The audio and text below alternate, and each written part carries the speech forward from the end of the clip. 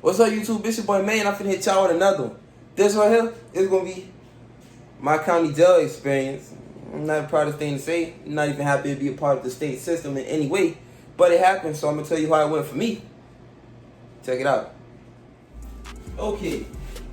So first thing first, I'm out one day just chilling, riding my motorcycle, having a good little time chilling. And then out of nowhere, this cop hit the lights on me. I look back, oh, it's a cop. I said, all right, no biggie, I'ma just leave him. I slowed down like I was about to pull over, jumped the median, and then went back in the opposite direction. Looked back, no cops in sight. By the time I got by Mercer, I was down by Pizza Hut. By the time I got by Mercer, this is the chase that got me arrested. I looked back, I saw no cops, so I just went ahead back on, went back to the way I was at, chilling. Then I had surveyed the area before I went back to where I received my mail, and then across the field, cops out of nowhere. After I surveyed the whole area, last car I seen was going back to Augusta. It's crazy, man. So yeah, they arrested me at the place I received my mail. Fast forward, after all that, I'm at the jail. The lady cop that was there, she taking me to the jail. It was some white males, a Hispanic male, and that black woman. That black woman, the one who drove me to the place, and I guess those other dudes went to go write more tickets, make more pointless arrests over stuff that nobody got hurt for. Anyway, so I'm in the place. They take my weight. She told me step on the scale. They get my weight, get my height, all that stuff. And then I went to the place where the lady asked me for my social security number, my name, and all that stuff. I didn't give them a social security number, so they don't even know who, they never confirmed my identity. That all they did was take the name the police got when the police went in my book bag. They never took my name. They never took my social security number. They still to this day don't have it. And I've been telling them from the beginning that my social security number is all zeros. The lady did not listen to me. The man did not listen to me. And the man in the jail, when I was telling him that, he said stop telling him that or he gonna count it as harassment. I'm trying to tell him who I am because I'm not even supposed to be in here. But he still arrested me. I mean, he still ignored me and said I was harassing him. If you check the kiosk from the messages that I had, I still got my inmate number and everything. If it's any way that stuff can get checked, you will see all the messages that I sent and how many times I told him who I was. It was over 5 times. This get more funny as I go on. It's not all bad, but this is stuff that mostly blew me all in the beginning. So after that, I'm going in the that was intake. All of that, the getting your weight, your information, all of that stuff, that's intake. So I'm inside the second stage, which is classification. So this is how I got there. From intake, I went with this dude. Now the reason he was in there is because he what he did? Oh yeah, he got caught with crack. The way he broke it to me, it was like, them folks caught me with a rock. Man, I've been laughing at him. That lightened the mood up a little bit because that was just funny. Like the situation didn't matter. That when he said that, it was just straight funny. It wasn't funny when he got script searched. He got script searched in the room with me. That wasn't funny. That was not funny. And I didn't even expect the jail to be doing stuff like that. I thought I was on the prison. But yeah, this is about my arraignment. Okay, during my arraignment, oh yeah, so they got everybody out. The people that I was in the area with, we was all getting called out to do arraignments and stuff. So who I was in there with, the dude that got caught with the rock, I was in there with him. Who else? This one dude who I guess his girl started an argument with him on a fight. But they gave him cruelty to children just because his kids was there when the argument happened. The little situation. Who else I was in there with? One dude, he was Army or he was some kind of armed forces for the U.S. Incorporated, and he got drunk and was trying to get in somebody's car, and I was there with this dude that was homeless. You wouldn't be able to. He said you won't be able to tell he's homeless unless he tell you on the street. He was a pretty. His hand stuff looked pretty decent, like he showering and stuff. And him and the army dude did the same thing. They got drunk and tried to get in somebody's car. And those people that I was in the room with for my arraignment. Then when I went out to do my arraignment, I sat down with the judge. I done told this so many times to so many different people. This is exactly what happened. He said, "Are you incompetent? Like, can you read or write?" In my mind, I said, "Oh, you already playing games, because incompetent don't mean read or write. That's be illiterate." So it showed me that he was trying something off rip. Something was already not right. And then I sat down. I said, "I'm fully competent." Look, those are my exact words. "I'm fully competent. If there was a recording in there, you could go play it back." He gave me the paper. He said, "This is not an admission of guilt. This is just saying that you understand what we are charging you with, what we are saying." I said, "Okay." And then I got the paper, signed, non-citizen national, under duress. And then I slid the paper back. He said, "What does that say?" I said, "It says non-citizen national under duress." And he said, "So you're not a U.S. citizen?" And then I said, "No, I'm not a U.S. citizen." And right after that, he said, "No bond," smacked his hand on the paper and snatched it off the table. I'm not making this up. Go to my community tab, scroll down until you see a pink slip of paper, and you will see that that's my arraignment form, and you can see what he wrote, "No bond." I'm not making this up. All I did was say non-citizen national, and he started doing all of that and took my bond. My people said they went on the website. I had a bond, and it disappeared. And he wrote no bond on my paper. So yeah, I want to make sure that that's there. Even buddy that got caught with a rock got a bond. Everybody that went in that room with me before we leave out to go to the arraignment thing, they all got bonds, and I never seen them again with crimes worse than mine. They said the dude and I got a bond, and he had a murder, and he got a signature bond.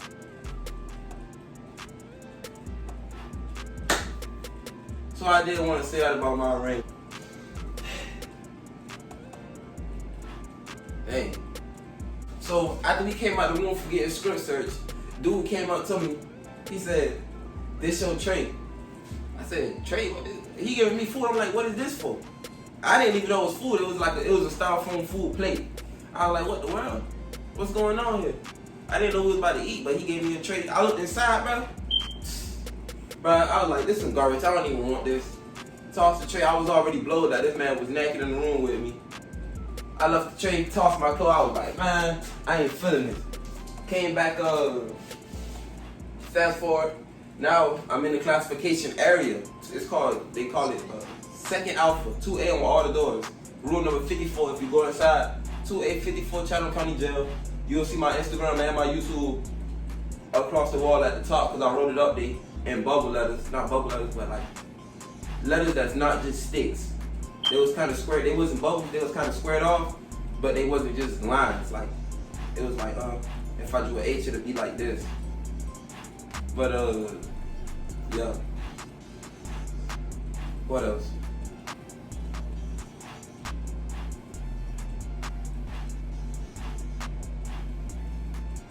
Oh yeah, and when I was in at the beginning during intake, I refused the TVB test, so I was on lockdown.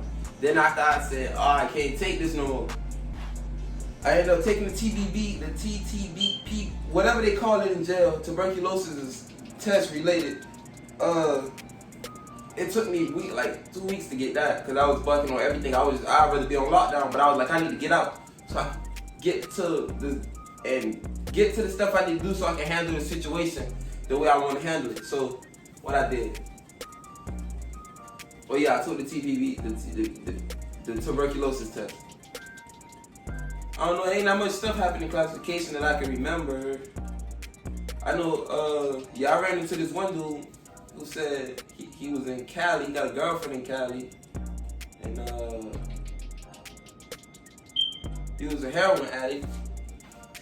He said he liked using heroin, and I was talking to him. We had a conversation. He was telling me that he would go get the needles that they use for the cows, so he could inject more heroin at a time.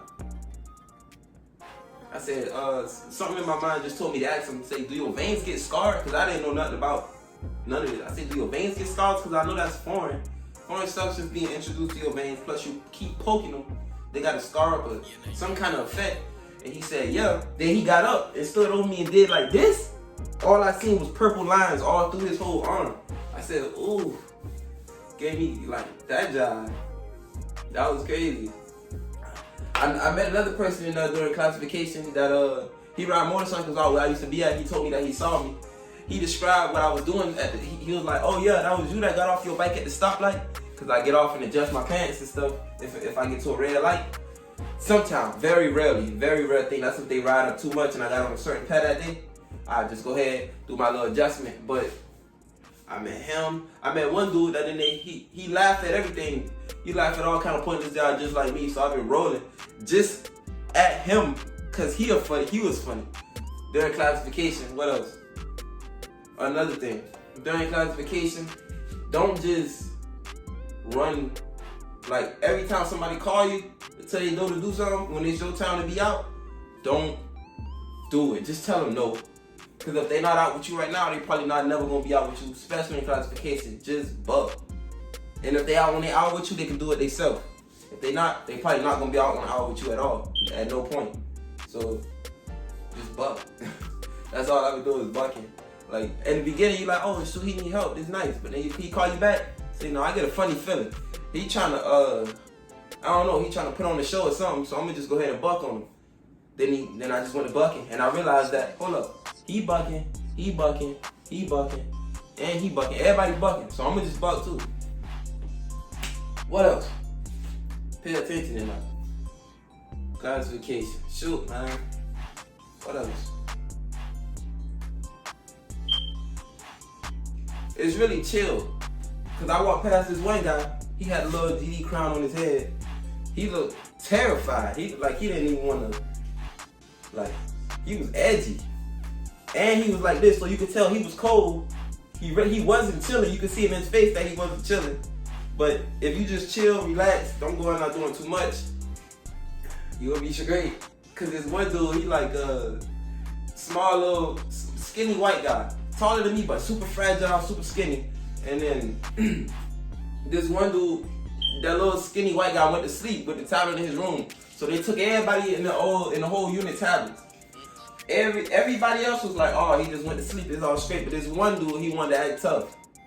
And he told the little skinny white dude, because he's just a skinny white dude, he was like, what he said? He was like, oh yeah, you better not do that. He got real rowdy. He said, you better not do that no more. I'm in my little dorm room, the little single in the classification, just looking like, dang, this nigga really wildin'. What's the point? Just don't say that to me. I don't care. No, just stay out my way. Other buddy, I forgot his name. Dang. I'm gonna talk more about him later. But what name he went by now? Rundown. He went by the name Rundown. And the dude steady spazzing on the little skinny white dude. Steady going there. And then he was like, hey. He said something. Basically, he just stood up for the man. Told him, leave him alone. Dude, leave that man alone. He just went to sleep. It was an accident. Something, you know. The whole common sense thing, the sense that he wanted, whatever he was trying to portray, he stood up for the skinny white dude. Everybody was just chilling, and he ain't bothered the white dude no more. I look back like a day later, and he was talking, the dude that was getting all rowdy with the white dude, he was being nice to him. They was at the top of the stairs talking and stuff. Say, man, I guess that was Buddy's self-defense system or whatever, cause that was crazy. One of the guards tried to be funny. I couldn't stand him. Mr. Brown. He went by the name Mr. Brown. That was my least favorite guard. Pretty much. Another thing. So my second day in classification, because the first time I went there in the middle of the day when I first got there, but the next morning I woke up and they passing out breakfast trays, and then they got these people in there called trustees, and they're trusted prisoners that help do jobs and they get money uploaded to their books. So the guard and the trustee was passing out trays. They came to my room and knocked on the door. I got up, and then they give me the tray. I'm like, oh snap, this breakfast. And cause since I didn't eat since that previous day, they only feed you twice a day. One time like around 4 and one time in the morning. I hadn't eaten that day. I didn't even eat breakfast that day, and I bought the tray. So this was the next day. So the trustee, they hand me the tray, and the trustee hand me like something wrapped in wax paper, and he said, "You want your butter?"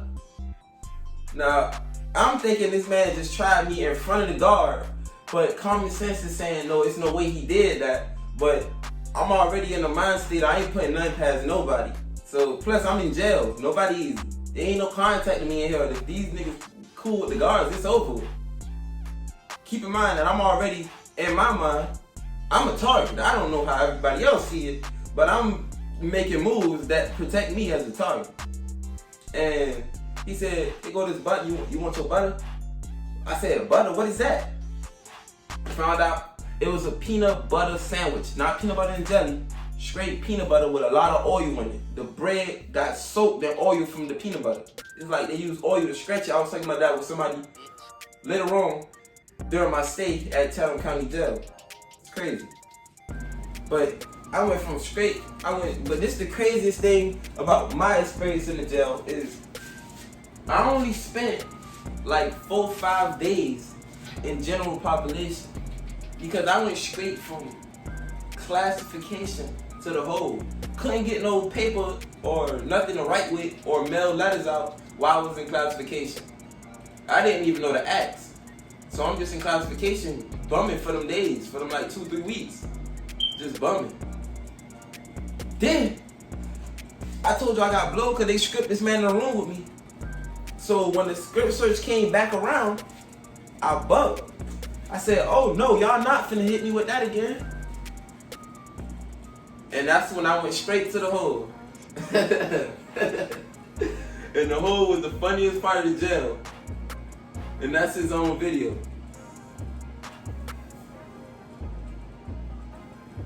That's crazy. All the different people was telling me about their cases. That's crazy. But the hole is his own video.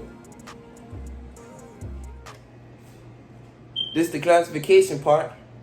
Anything I missed that you know about classification? Any tips you want to give anybody that might feel like they might end up in one of these situations? Let me know. When you go to intake, your social security number is 000000000. That is your social security number if you end up in this situation. It's your boy, man. My county jail experience. Take it easy.